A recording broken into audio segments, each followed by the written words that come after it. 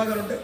ఒకదానికి చైర్మన్ అటువంటి శ్రీ కళ్యాణ వెంకటేశ్వర దేవాలయ చైర్మన్ మాజీ డాక్టర్ దుర్గాప్రసాద్ గారు, జాయింట్ సెక్రటరీ శ్రీ మామిడి లక్ష్మీ కృష్ణారావు గారు, అట్లానే గోశాలకు సంబంధించిన ఒక చైర్మన్గా కందే మురళీకృష్ణ గారు, కార్యవర్గ సభ్యులు శ్రీ మిత్తింటి ప్రకాష్ గారు, శ్రీమన్నారాయణ గారు, కాళింగ ప్రసాద్ గారు, తాడికొండ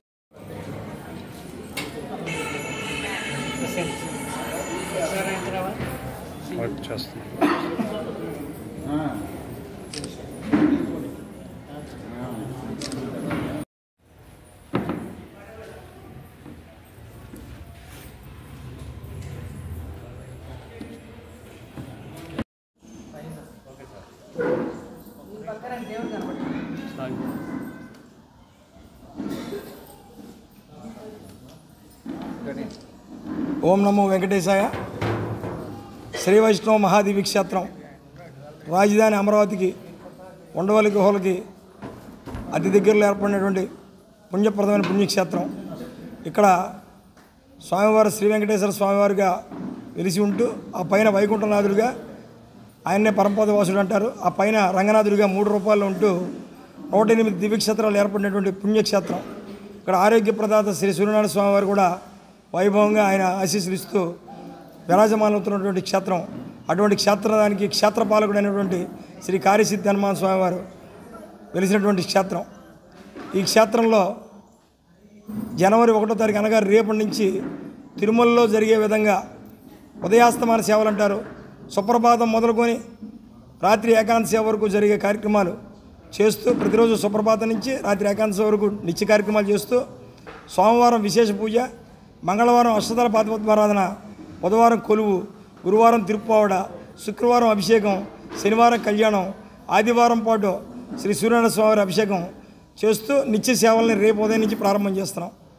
అట్లానే ఇక్కడ అఖండ శ్రీ హనుమాన్ చాలీసా పారాయణ ఈ 2024 ఏప్రిల్ 23 చైత్ర పౌర్ణమికి సాక్షాత్తు హనుమంతుల వారు ఉన్నటువంటి భూమి మీదగా అవతరించినటువంటి రోజు. అటువంటి రోజు ఇక్కడ అఖండ శ్రీ హనుమాన్ చాలీసా పారాయణ 360 రోజులు 24 గంటలు చేయడానికి సంకల్పం చేయడం జరిగింది. క్షేత్రపాలకుడి యొక్క అనుగ్రహం దేవాలయానికి ఎలా ఉందో ఆ అనుగ్రహం ప్రజలందరికీ ఈ ప్రాంతం అంతా సుభిక్షంగా ఉండాలని మనం ఈ అఖండ శ్రీ హనుమాన్ చాలీసా పారాయణ ప్రారంభం చేశాం. ఈరోజు 253 రోజు.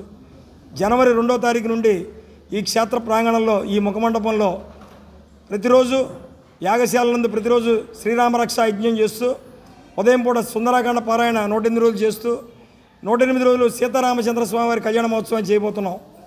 ఇది చివరి 108 రోజులు స్వామివారి యొక్క పరిపూర్ణమైన శక్తి ఉంటే రేపు జరిగే కార్యక్రమం చివరి రోజు 1,00,000 మందితో చేసే కార్యక్రమం విజయవంతం అవ్వాలంటే సాక్షాత్ భగవంతుడి పాదాలు పట్టుకోవాలి.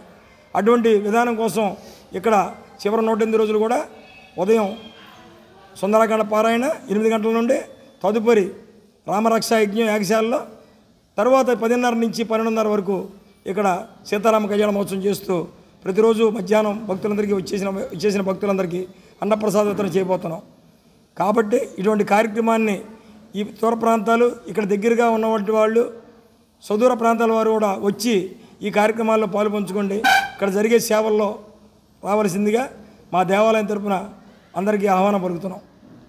సరే, టెంపుల్ మీద మాకు రాలేదు, అయినా అది కోర్టు పరిధిలో ఉంది. వారు కోర్టులో ఏది వేస్తే దాన్ని సమాధానం చెప్పడానికి మేము సిద్ధంగా ఉన్నాం. దీనికి అనుమతులు లేవు సిఆర్డీఏ నుంచి. అది మాకు ఉన్న అనుమతులు ఉన్నాయి లేనిది అనేది కోర్టు తేల్చాల్సింది, నోటి మాటతో చెప్పడం కాదండి. దానికి సంబంధించిన పనులు మేమైతే వాళ్ళ దాని గురించి మేము ప్రెస్ కాన్ఫరెన్స్ పెట్టలేదు. మా దేవాలయ పురోభివృద్ధి కోసం మీరు అడుగుతున్నారు కాబట్టి చెప్తున్నాం. దానికి సంబంధించి సాక్షాత్ మా వెనకమాల భగవంతుడు ఉన్నాడు. మేమైతే తప్పు అయితే చేయలేదు, మా చేత తప్పు కూడా చేయించడం మేము నమ్ముతున్నాం.